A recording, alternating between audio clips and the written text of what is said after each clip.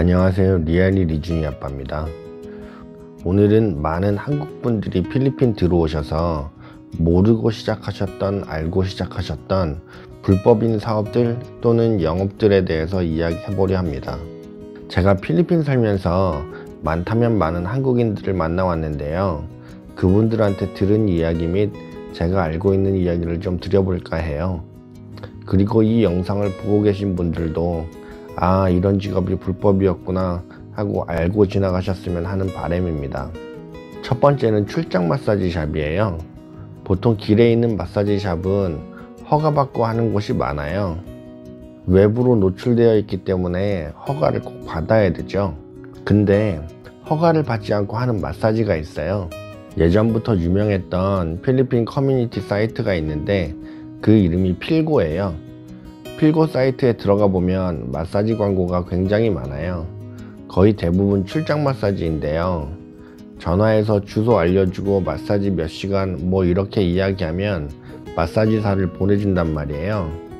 문제는 이 마사지하는 직원들은 검증이 되지 않는 직원들이에요. 우리 한국에서 아르바이트라도 하나 하려고 하면 보건증을 가져와야 되잖아요.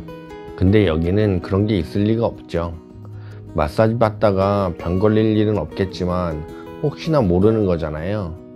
그리고 이 출장 마사지는 콘도 하나를 빌려서 거기에 마사지사들을 대기시켜요. 그리고 나서 전화 또는 카톡으로 일을 받으면 오토바이에 마사지사를 태워가지고 이동을 시키죠. 2시간에 500페소라고 치면 마사지 업체가 400페소 정도 먹고 마사지사는 100페소 더하기 팁 해서 이익을 남기는데, 아시겠지만 마사지만 해서 돈 버는 아이가 있기도 하고 다른 일을 해서 돈 버는 아이도 있어요. 근데 이게 굉장히 위험한 일이란 말이에요. 마사지사한테도 위험하고 손님한테도 위험하고요. 게다가 마사지 업체를 운영하는 이 한국 사람은 소득신고도 안 할 뿐더러 세금도 당연히 안 내죠. 혹시나 이러다가 걸리면 인신매매로 잡혀가서 감옥에 오래 살게 되는데도 불법으로 영업하고 있는 게 현실이에요. 몇 달 전에 이런 일이 있었어요. 락다운이 실시되었는데도 몰래 출장 마사지 영업을 하다가 경찰한테 적발이 되었는데 도망가다가 잡혀서 현재는 감옥에 있어요. 겨우 10,000원, 20,000원 벌려고 하다가 평생을 감옥에 썩어야 하는 운명을 맞이하게 된 거죠. 혹시나 출장 마사지에 관심이 있다고 하셔도 굉장히 위험한 일이니 하지 않는 게 좋아요. 두 번째는 베드스페이스 및 하숙집이에요. 베드스페이스 먼저 말씀드릴게요. 콘도를 빌려서 방마다 2층 침대로 꽉꽉 채워놓고 그 침대를 임대하는 사업을 베드스페이스 사업이라고 이야기를 해요. 보통 방 하나에 2개의 2층 침대가 들어가 있는데 방이 8개라고 하면 2층 침대가 16개인 거고, 베드 한 개당 2,000페소를 받는다고 하면 한 달 수익이 64,000페소인 거예요. 베드 한 개당 3,000페소를 받는다고 하면 방이 많으면 많을수록 집이 크면 클수록 수익이 커지겠죠. 말라떼에 방 30개짜리 베드스페이스 대여해 주시는 분이 계신데 이분이 페이스북 그룹 회원수가 많아서 광고를 해준다고 필고에 글을 올리곤 하셨거든요. 30개짜리 방에 각 2개의 2층 침대를 넣으면 120명이 잘 수 있고, 이게 2,000페소라고 치면 월에 24만 페소 수익이잖아요. 공실률 없이 봤을 때요. 그럼 이것도 따지면 나쁜 건 아니에요. 근데 문제는 불법이다 이거죠. 필리핀엔 베드스페이스 관련해서 사업자가 없는 걸로 알고 있어요. 모텔이나 호텔이 아닌 이상해야 허가가 안 나는 거죠. 이건 역시 잡힌다고 하면 진짜 골치 아프고요. 하숙집을 말씀드리면요, 보통 돈 받고 아침 저녁 차려주고 빨래 청소해주고 이러는 게 하숙집이거든요. 요금은 화장실 포함된 방 한 개에 한 달에 3만 페소 정도 하는 걸로 알고 있어요. 코로나 전에는 하숙집에서 어학원도 알아봐주고 투어도 같이 다니고 이랬단 말이에요. 어학원 알아봐주면서 커미션 챙기고 투어 같이 다니면서 용돈 좀 벌고 그러는 거죠. 큰 돈은 못 번다고 말하더라고요. 그냥 생계만 이어가는 거죠. 다만 하숙집에서 어학원까지 같이 하면 이야기는 좀 달라지겠죠. 부모님과 같이 유학 오지 못하는 학생들에게 가디언 역할을 해주는 게 이 하숙집을 운영하는 분들인데, 취지야 좋긴 하지만 어쨌든 이것도 필리핀에서 하시면 불법이에요. 큰 집을 빌려서 렌트비를 어떻게 좀 아껴보시려고 하시는 건 알겠는데 그래도 필리핀 법에서 정한 불법이니까 말씀드리는 거예요. 필리핀도 우리나라와 마찬가지로 소득 신고를 하고 세금을 내야 하는데 등록이 안 된 사업자니까 당연히 그런 게 안 되겠죠. 하숙집 하시는 분들이 나쁘다는 이야기는 아니에요. 근데 불법은 불법이니까요. 세 번째는 관광 가이드예요. 이건 순진한 아이들 꼬셔서 가이드하게 만드는 랜드사가 더 나쁘다고 볼 수 있어요. 랜드사에 대한 설명을 잠시 드리자면 우리나라엔 대표적인 여행사가 하나투어 모두투어잖아요. 랜드사는 하나투어 모두투어에서 손님을 받아 투어를 진행하는 하청업체라고 보시면 돼요. 이러한 랜드사들은 잡코리아나 리크루트 사이트에 해외 관광 가이드를 모집하죠.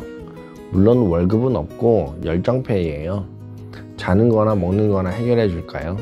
비행기표도 자비로 해결한다고 들었어요. 이렇게 한국에서 모집된 아이들은 선배 가이드를 따라 여행지에도 가보고 선배 가이드가 버스에서 멘트 치는 모습을 보고 배우죠. 근데 문제는 이 랜드사에서 워킹 비자를 안 내줘요. 그냥 관광 비자로 일하게 되는 거란 말이에요. 혹시나 문제가 생기면 랜드사에선 절대 책임져 주지 않고 이 부풀은 꿈을 안고 온 신입 가이드는 그냥 추방당하게 되죠. 또 하나의 가이드가 있는데 이건 네이버 등의 블로그를 만들어서 자기 손님을 목객하는 사람들이에요. 관광 가이드로 위장해서 현지에서 손님을 받아 프로그램을 진행하는데 마찬가지로 사업자 하나 없이 일하는 건데 문제가 생길 경우 보상받지 못하니까 꼭 알아두시길 바래요. 제가 20살 때만 해도 이 가이드란 직업이 진짜 멋져 보였어요. 여행지를 다니면서 손님들한테 이 나라의 문화, 전통, 특색 등을 이야기해주며 현지인과 현지어로 의사소통하고 아무튼 정말 존경의 인물이었는데 요샌 이 가이드란 직업이 너무 뭐랄까 손님들의 종노릇을 하다 보니까 좀 안쓰럽더라고요. 게다가 요샌 인터넷에 정보가 너무 많아서 손님들이 가이드보다 더 많이 하는 경우도 있고 손님들이 원하면 뭐든지 들어줘야 하는 이 관광지 가이드들은 참 불쌍해요. 혹시라도 가이드에 대한 로망이 있다면 접으시는 게 좋아요. 쉬운 직업이 아닙니다.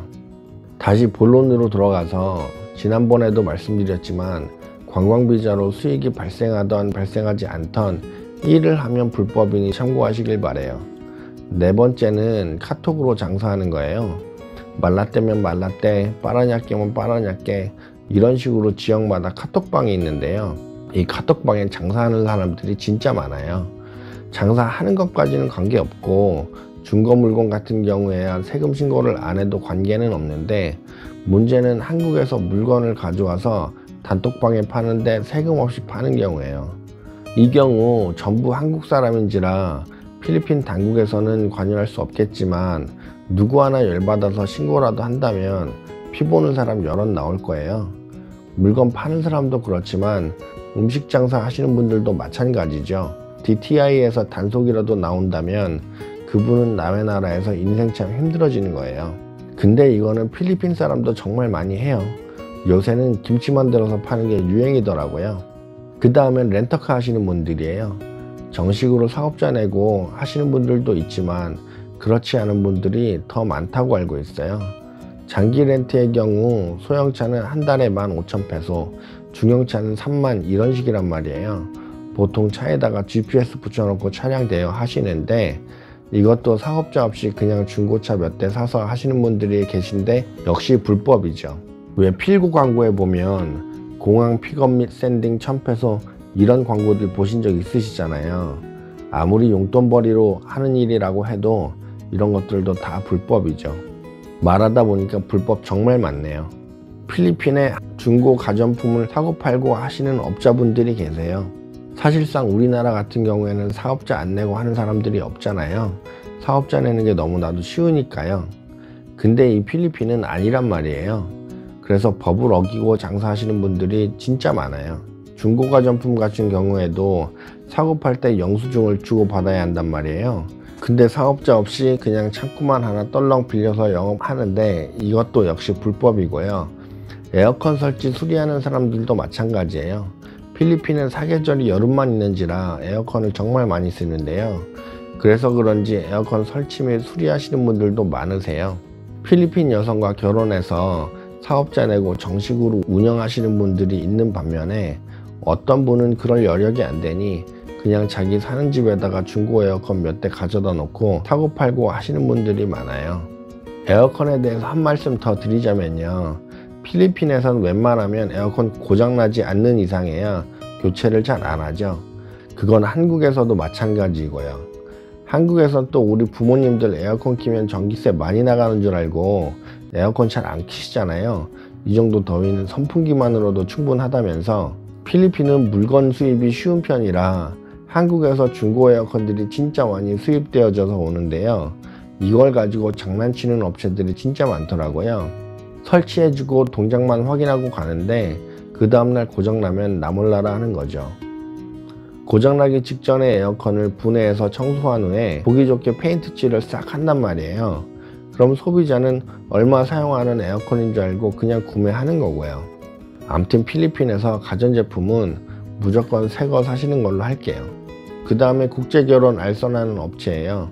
많은 분들이 아시는 바와 같이 필리핀에서의 중매결혼은 인신매매와 같아요. 걸리면 이것도 안녕인 거죠.